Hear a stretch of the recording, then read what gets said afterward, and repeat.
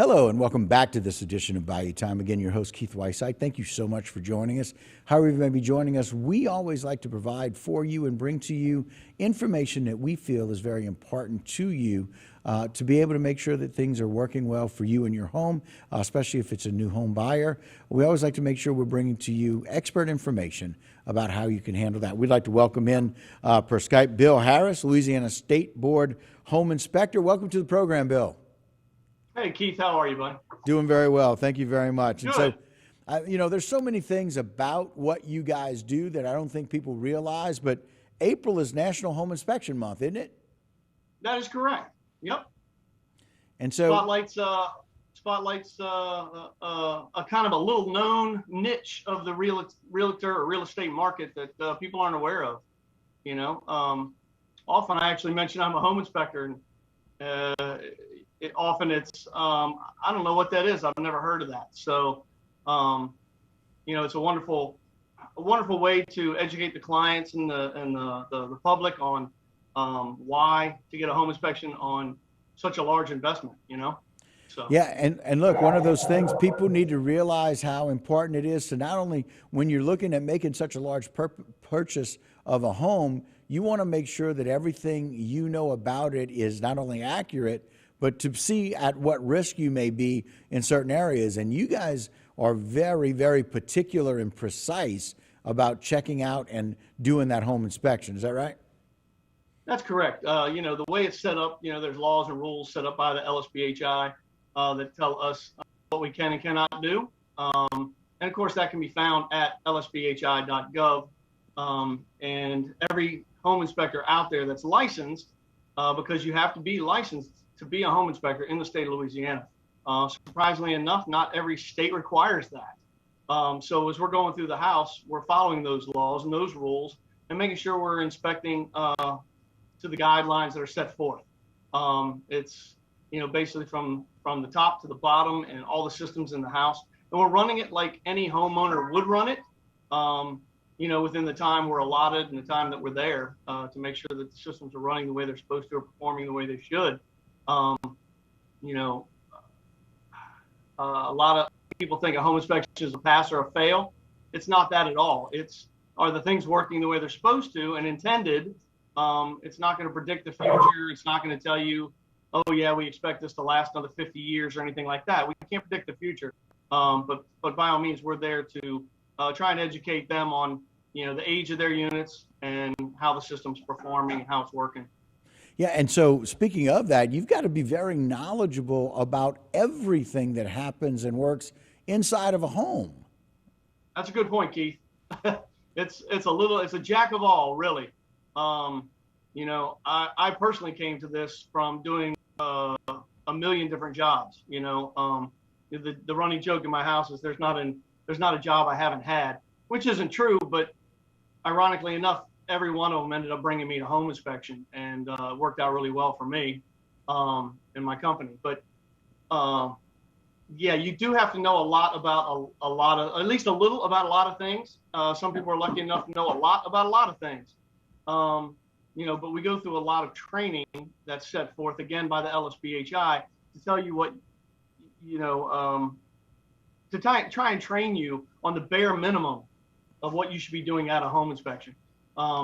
It's like any license. You gotta go through schooling for it. You gotta go through some live training and such. I won't get into all that, but there's an education process. And of course, if you brought something from another life to it, it doesn't hurt. Sure. Now, speaking of how things are happening right now, how have things changed over the last 2 years through COVID? How did that impact what you were or weren't able to do for home inspections? That's a great question, Keith. A great question. So ironically enough, as we all know, we went into the last 2 years just kind of blind and unbeknownst to us how it was all going to work out. And I will say in the world of real estate in general, it blew up over the last 2 years. And nobody expected that. Of course, what could we expect? We haven't been through a pandemic in 100 years. So, we didn't know what to expect. We prepped for the worst.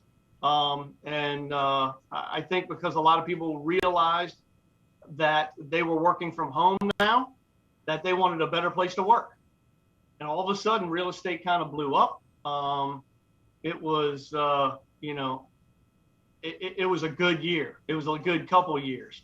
And we're now at a point, I think, where, and I can't predict, again, I'm not one of these people who could look at trends and such, but I know that the interest rates are going up. I know the market is still pretty hot. I know that the inventory is somewhat low, and it makes for an interesting situation. So in the world of home inspection, even though we've been doing fairly well in our industry, it's hard to predict what's going to happen in the future, but I'd highly recommend anybody getting an inspection. And more to your point, what are we looking at right now? From what I'm hearing from a lot of clients that are looking to get a home inspection, and agents, they're trying to make their offer as pleasing as possible to the seller. And that might mean shortened times of inspection periods. That might mean a plethora of other things that real estate agents will be aware of. But in my world, I think of inspections as a very important part of the process to know what you're getting into. I'm so glad you were able to kind of talk a little bit about some of the market trends and things that were happening. But when one of you guys come to a home, can we talk a little bit about maybe what the process is? I know you've got to be very well trained, and we'll talk about that training a little later. But when you are, what is it that you're looking for, and maybe some things that would stick out to you as a home inspector about a big concern? Okay. Obviously, there's a multitude of issues throughout a house that can be, what a lot of people would call, say, a deal breaker. But what I like to educate my clients on is that almost everything can be fixed with money, and I'm not saying that everybody has it, but you're in a negotiation period when you're buying a house. And a home inspection is just one of those tools as well. It's there to educate the client. So once we've gone through a house, from walking up the driveway and going around the exterior of the house, getting on the roof, going in the attic, going throughout the house, going underneath the house if it's crawl space, running all the systems in the house. It's very not uncommon to have several, things in the house not working as intended. But that doesn't mean to run away. It just means that it's something that needs to be fixed. Now, does that mean it's the individual buying the house that needs to fix it? Or is that something in the negotiation period where the, your agent is going to act on your behalf with the other agent and see if the seller would maybe offer to meet you somewhere halfway to repairing something or fixing it or money, what have you, depending on the loan and the way they all work it out. So, as far as deal breakers go, there really aren't any unless, of course, that particular buyer has a situation where they can't deal with whatever it is that we've reported on. A lot of people would think that, you need a new roof could be a bad thing. And even though they're pretty costly, it could be, name a price. It could be any price, from $8,000 to $20,000, I guess, depending on the roof and the type of material. And that might be a deal breaker for somebody. However, it also might be something that's in the middle of getting insurance to pay for it because of the fact they just had a storm or the seller already knew that they were going to put a new roof on in the process. There's just, the big scare for a lot of people is the home inspector is going to come in and point out things that are just mind-boggling or very deficient in the house. And I keep telling everybody that everything can be fixed with money. It's just whether or not we can meet in the middle and make it happen. You know? And who decides who's going to pay for that and what needs to be done and what's agreed upon that needs to be done. Exactly. And Keith, that's the missed part. That's often the missed part. When I have a client show up and they tell me they're nervous about the home inspection, I'm like, this isn't even your house. Why are you nervous? Right. That's Don't exactly be right. nervous. I know you love this house. Let's find out what's wrong. Let's, I'm not there to tell you what's right. And that's another misconception. Are you there to tell me if this house is if I can afford this house or if it's a good price for this house? Does it work for my family? I don't know any of that. I'm there to tell you what's wrong. It is nice to pepper and tell people, pepper it into your conversation. Well, it looks like they put a new roof on in the last 2 years and it looks good. Your foundation's nice and level from what I can tell. You know, I put a level on it. It looks good. But I'm not here for that. Let me tell you what's wrong. And then you go from there with negotiations. Right. And the consistency about what you do is because you have a board that you actually sit on that helps make sure and does training for those people that are becoming the home inspector and making sure that those things are consistent. One small correction, they don't actually do any of the training. Okay. LSBHI is the board that governs the individuals who are certified to train, who are licensed to do home inspection.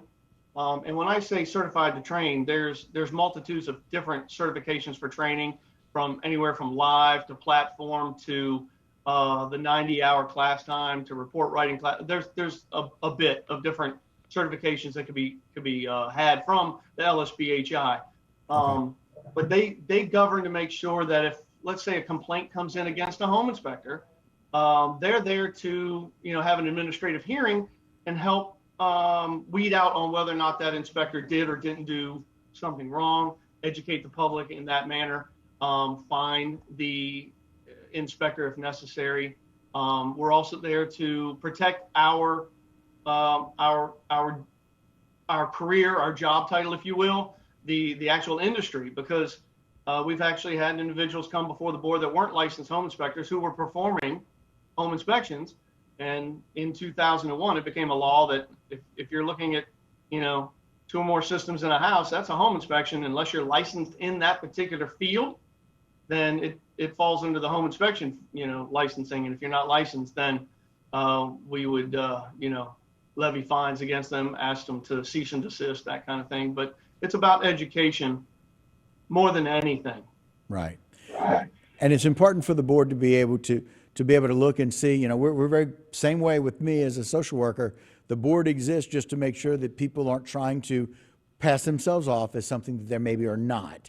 And if they're looking at more than 2 systems, that falls under the realm of inspection. And so a lot of really good information today, Bill. I appreciate it. I know that people are really wanting to and learning about what it is that they need to do. And a lot of people, like you said, with the market last couple of years, really looking at a lot of first-time home buyers. And this is really good to let them know what that home inspection process is and what they can expect. And so this has been really, really helpful. So we certainly appreciate your time here today in doing that. And so thank you for what you do and making sure that things are right before someone moves in. Well, thanks a million, Keith. You have a good one, and thank you for your social work. We appreciate that. Absolutely. Thank you, sir. All right, that will do it for this particular segment of Bayou Time. Don't go anywhere. A lot more Bayou Time when we continue.